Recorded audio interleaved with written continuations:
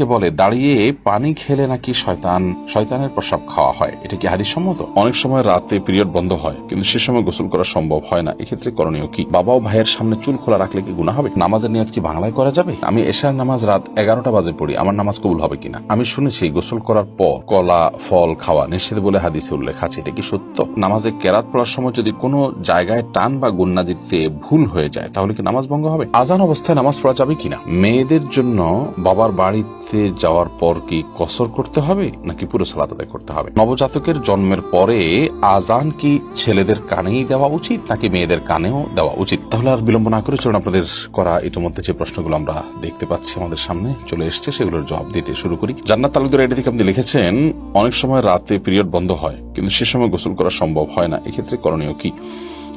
আপনি পরবর্তী সালাতের ওয়াক্ত হওয়ার আগে আগে গোসল করে ফেলবেন। ওমর ফারুক আপনি লিখেছেন, আমি শুনেছি 3 বার বিসমিল্লাহ পড়ে কাপড়ের কোনা ধুলে পুরো কাপড় পাক হয়ে যায়, এটা কি সঠিক? আপনার কোনো কাপড়ে যদি ময়লা লাগে, কোন জায়গায় লেগেছে আপনি জানেন না, কিংবা বেশিরভাগ জায়গায় লেগেছে, আপনি যে কোনো কোনা ধরে বিসমিল্লাহ 3 বার পড়ে ধুয়ে ফেলবেন আর আপনার পুরো কাপড় পাক হয়ে যাবে। ব্যাপারটি তো সহজ নয়, বরং আপনাকে পুরো কাপড় পাক করার জন্য চেষ্টা করতে হবে। যদি সেটা অস্পষ্ট হয়, কোথায় হারিয়ে গেছে আপনি না জানেন, আর যদি জানেন তাহলে যেই জায়গা না পাক লেগেছে শুধুমাত্র ওই জায়গাটাকে ধুয়ে আপনি পাক করে ফেলবেন, তাতে ইনশাআল্লাহ আপনার কাপড় পবিত্র হয়ে যাবে। সুমনা এর দিকে আপনি লিখেছেন, নামাজের নিয়ত কি বাংলায় করা যাবে?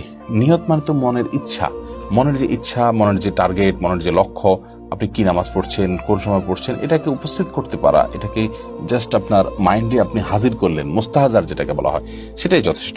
বাংলা আলাদা করে বা আরবিতে কোনো ভাষাতেই নিয়ত মুখে উচ্চারণ করার দরকার নেই। নাজিম আহমেদ শুভ্র এআইডি থেকে আপনি লিখেছেন, আমার বাবা আমার মায়ের মোহর পরিশোধ না করে মারা গেছেন, এখন কি আমি আমার বাবার পক্ষ হয়ে মোহরের অর্থ আমাকে দিতে পারবো? হ্যাঁ ভাই শুভ্র, অবশ্যই আপনি আপনার বাবার হয়ে আপনার মাকে মোহরের অর্থ দিতে পারবেন। এবং এই মাসআলাটি আমরা অনেকে জানি না যে যদি কোনো মানুষ জীবদ্দশায় তার স্ত্রীকে মোহর না দিয়ে মারা যান, তাহলে তার মৃত্যুর পর তার যে পরিত্যক্ত সম্পদ আছে সেখান থেকে তার যে ঋণগুলো পরিশোধ করা হবে, তন্মধ্যে থেকে তার মায়ের যে মোহর বাবদ প্রাপ্য টাকা সেটাও কিন্তু পরিশোধ করতে হবে, অর্থাৎ সেটাও ঋণের মধ্যে থাকবে। এমডি আব্দুল্লাহ আপনি লিখেছেন, আমি এশার নামাজ রাত 11টা বাজে পড়ি, আমার নামাজ কবুল হবে কিনা?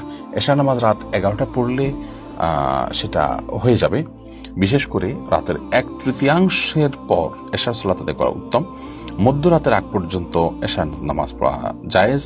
মধ্যরাতের পরে যদি কেউ ভোরাতেও পড়ে তাহলে সেক্ষেত্রে সেটাও জায়েজ হতে পারে নিরুপায় ব্যক্তির জন্য। সচরাচর কোনো ওজর ছাড়া মধ্যরাতের পর পর্যন্ত এশাকে নিয়ে যাওয়া উচিত নয়। এখন এই মধ্যরাতটা কয়টা বাজে হবে এটা আপেক্ষিক বিষয়, কোনো মৌসুমে কোনো দেশে এক সময় হতে পারে, অন্য দেশে আরেক সময় হতে পারে। আমাদের দেশে শীতকালে মধ্যরাত এক সময় হয়, গরমকালে আরেক সময় হয়, কারণ গরমকালে রাত ছোট থাকে, শীতকালে রাত অনেক বড় থাকে।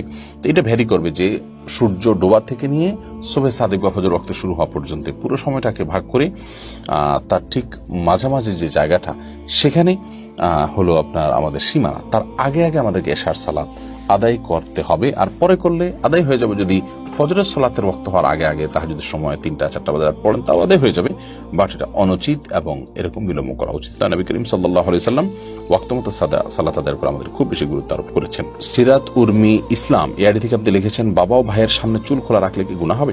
না, বাবা বা ভাইয়ের সামনে চুল খোলা রাখলে মেয়েদের জন্য গুনাহ হবে না। নিয়ামতুল্লাহ আপনি লিখেছেন, আজান অবস্থায় নামাজ পড়া যাবে কিনা? আজান চলাকালীন নামাজ পড়লে কোনো অসুবিধার নামাজ হয়ে যাবে, তবে ধরুন আজান শুরু হয়েছে, তখন আপনি নামাজের নিয়ত না করে আজানের জবাব দিবেন, এবং আজানের জবাব দেওয়া শেষ হয়ে গেছে তারপর আপনি এবার সালাতের নিয়ত করবেন।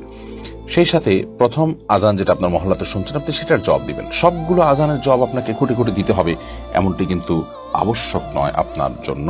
মেহেরুন এআইডি থেকে আপনি লিখেছেন, এশার নামাজ কাজা হলে ভিতরের নামাজও কি কাজা আদায় করতে হবে? জি, এশার নামাজ যদি কাজা হয় তাহলে সেক্ষেত্রে ভিতরের সালাতও তার সাথে আদায় করবেন। মেয়েদের জন্য বাবার বাড়িতে যাওয়ার পর কি কসর করতে হবে নাকি পুরো সালাত আদায় করতে হবে?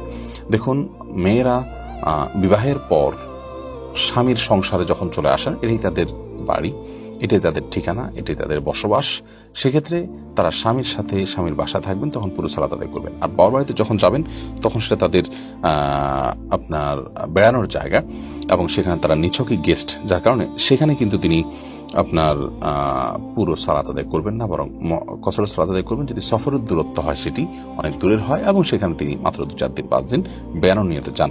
আর যদি সেখানে তিনি বসবাস শুরু করেন বা সেখানে বসবাসের তার সুযোগ আছে, সন্তান সেখানে থাকেন, অনেকে ঘর জমে থাকেন, তাহলে সেখানে পুরো সালাত তিনি আদায় করবেন। আবু সাদাত এমনি সাইম আপনি লিখেছেন, আমি শুনেছি গোসল করার পর কলা ফল খাওয়া নিষেধ বলে হাদিসে উল্লেখ আছে, এটা কি সত্য? গোসল করার পর আর কলা বা ফল খাওয়া যাবে না এমন কোনো কথা কোরআন হাদিসে কোথাও আছে বলে আমার জানা নেই।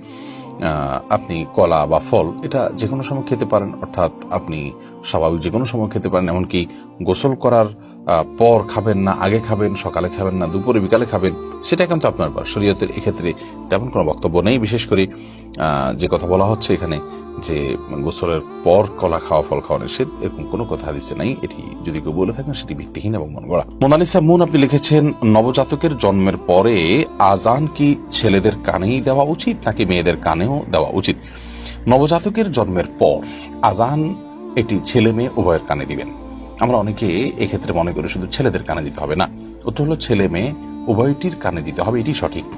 এবং আজান সম্পর্কে নবজাতকের কানে সপ্তম দিনে আজান, জন্মের পরে তাকে আজান দেওয়া, এই বিষয়টি বিভিন্ন হাদিস দ্বারা প্রমাণিত। যদি হাদিসের সনদগুলোকে মুহাদ্দিসরা অনেকে দুর্বল বলেছেন, কিন্তু সেটা আমলযোগ্য। এবং যার কারণে নবজাতকের শিশু তার কানে জন্ম আজান দিতে হবে জন্মের পর, সেটি ছেলে হোক কিংবা মেয়ে হোক। যদি এটা ওয়াজিব নয়, কিন্তু দিলে সেটা ভালো মুস্তাহাব। এমনি সালমান আপনি লিখেছেন, নামাজে কেরাত পড়ার সময় যদি কোনো জায়গায় টান বা গুন্না দিতে ভুল হয়ে যায় তাহলে কি নামাজ ভঙ্গ হবে? সাধারণত মদগা গুন্নাতে ভুল হলেই নামাজ ভঙ্গ হয়ে যাবে, ব্যাপারটা এত সহজ নয়। তবে এটি কখনো কখনো হতে পারে এমন যে আপনার লাহানে জালি হয়ে গেল, যে মদ বা টেনে পড়া বা না পড়ার কারণে অর্থ বিকৃত হয়ে ভয়াবহ কোন অর্থ দাঁড়ালো যেটা কোরআনের উদ্দেশ্যের পরিপন্থী, তাহলে সেক্ষেত্রে লাহানের জালিটা নামাজ ভঙ্গের কারণ হতে পারে। আহসান হাবিব আপনি লিখেছেন, বিয়ের মহরানা কি ছেলের নিজের উপার্জিত হতে হবে নাকি ছেলে তার বাবা থেকেও নিতে পারবে? বিয়ের মহরানা এটা ছেলের উপার্জিত অর্থেই হতে হবে এমনটা আবশ্যক নয়, বরং তার বাবা থেকে সে চাইলে নিতে পারে। এবং আপনার বাবা যদি তার ছেলেকে মহারণার টাকা দেন, মা যদি দেন, কোনো বন্ধু বান্ধব যদি দেন, বা অন্য কেউ যদি তাকে হেল্প করেন, তাহলে সেটা তার জন্য নাজায়েজ বা গুনাহের কিছু হবে না। কারণ একজন আরেকজনকে গিফট উপঢৌকন দিতেই পারেন। বাকি এটি মূল আপনার কর্তব্য হলো, এটি আদায় করার কর্তব্য হলো ছেলের উপর। তাকে কেউ দিয়ে দিল যে ঠিক আছে তোমারটা আমি আদায় করে দিলাম, বা তোমাকে আমি টাকা দিলাম তুমি এটা দিয়ে আদায় করিও, সেটা জায়েজ হতে পারে। ইয়াসমিন খাতুন আপনি লিখেছেন, অনেকে বলে দাঁড়িয়ে পানি খেলে নাকি শয়তানের প্রসাব খাওয়া হয়, এটা কি হাদিস সম্মত? না ভাই, এটা হাদিস সম্মত কোনো কথা নয়। আমরা অনেক মন গড়া কথাবার্তা বানিয়ে নিয়েছি, যেগুলো হয়তো মানুষকে সংশোধন করার উদ্দেশ্যে কেউ বানিয়েছেন। যেমন দাঁড়িয়ে পানি করলে সেটা শয়তানের পেশাব খাওয়া হয়, নাউজুবিল্লাহ। তারপরে কেউ যদি শুয়ে শুয়ে বই পড়ে তাহলে সেক্ষেত্রে ক্ষতি হয় মুখটা। তারপরে বই পড়ে যদি কেউ পৃষ্ঠা খুলে রেখে যায় তাহলে শয়তান পড়ে ফেলে।